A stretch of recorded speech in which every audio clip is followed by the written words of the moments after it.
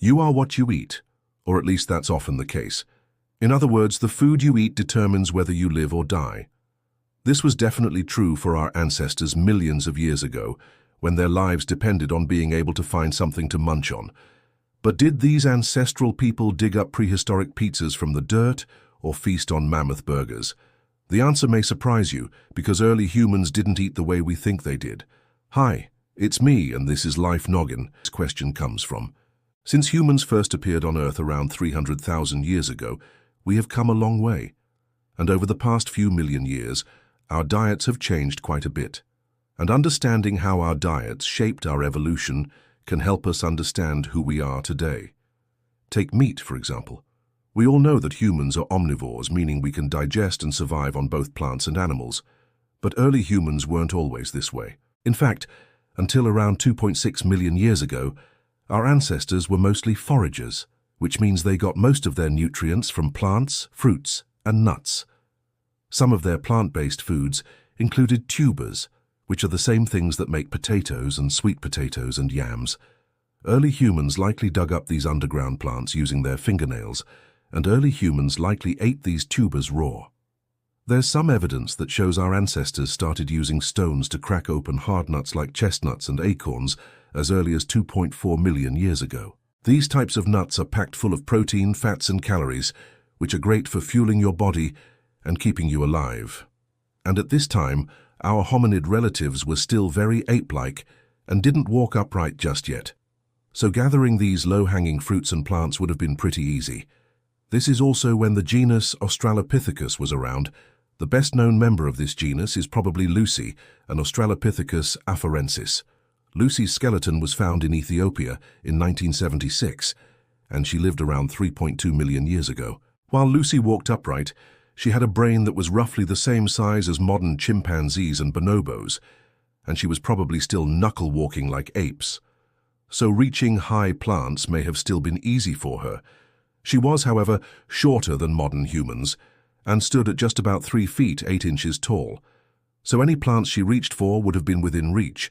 However, not all early humans were Australopithecines. There was also Homo habilis, meaning handyman.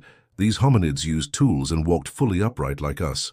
They also had larger brains than the Australopithecines and existed around 2.4 to 1.6 million years ago. Homo erectus evolved from the Homo habilis around 1.8 million years ago, and they stood at about 5 feet tall, about the same height as the average 10-year-old today. Not only were they taller, but they had much larger brains. Homo erectus also ventured out of Africa and migrated across Asia and Europe, so they would have had access to different foods depending on where they were. For example, during this time there were berries, figs, wild grapes, pomegranates, and many other yummy fruits growing in the Old World. And while our early ancestors were munching on fruits and veggies, they also likely munched on some insects. Turns out insects are one of the most nutritionally complete foods on Earth. They're a great source of protein, fat, and micronutrients like iron and zinc. The best part is they were everywhere, so regardless of where our ancestors lived, they could have easily added some insect-based snacks into their diets. Plus, ants and termites are super starchy and high in protein, so they would have been perfect foods to fuel a growing population of humans. But it wasn't all sunshine and rainbows for these early humans. Sometimes it would have been really difficult to find enough food to eat. This led to something called food stress, which is when a species doesn't have enough nutrition, and if food stress lasts long enough, it can lead to extinction. But our ancestors were survivors, and they found ways to overcome food stress. Like they learned how to hunt and kill bigger animals. And this was a huge turning point in our history. In fact, researchers believe the development of hunting and the consumption of meat is one of the main reasons why Homo sapiens became the top dog on the planet. You see, until around 2.6 million years ago, our ancestors mostly stuck to foraging. But once the Homo genus evolved, hunting became more common. Researchers believe the increased protein intake from meat helped our ancestors develop larger brains. After all, our brains take up a lot of energy, and eating lots of meat meant there was plenty of energy left over for our noggins.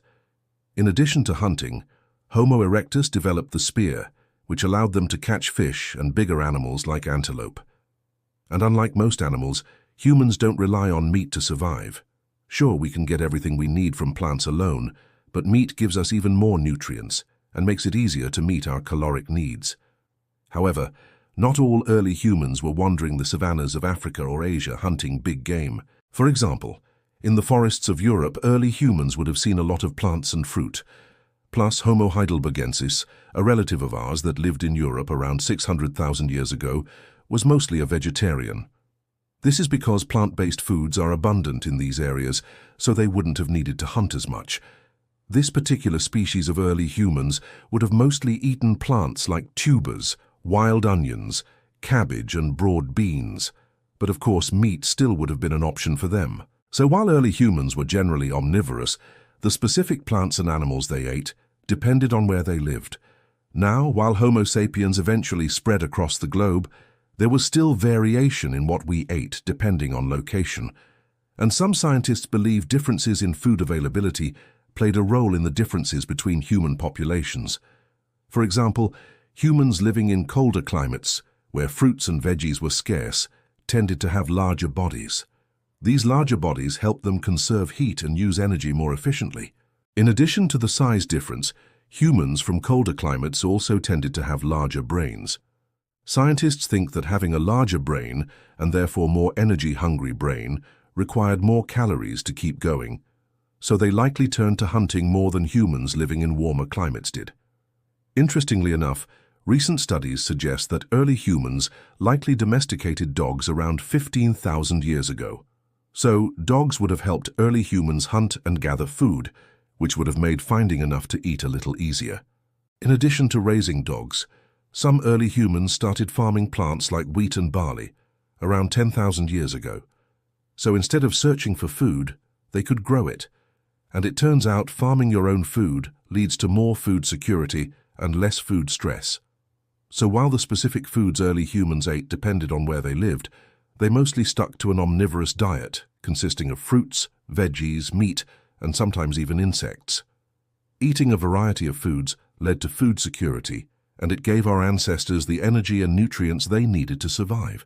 And in the end, it's likely a combination of our survival skills, developing brains, and diverse diet that led us to become the dominant species on Earth.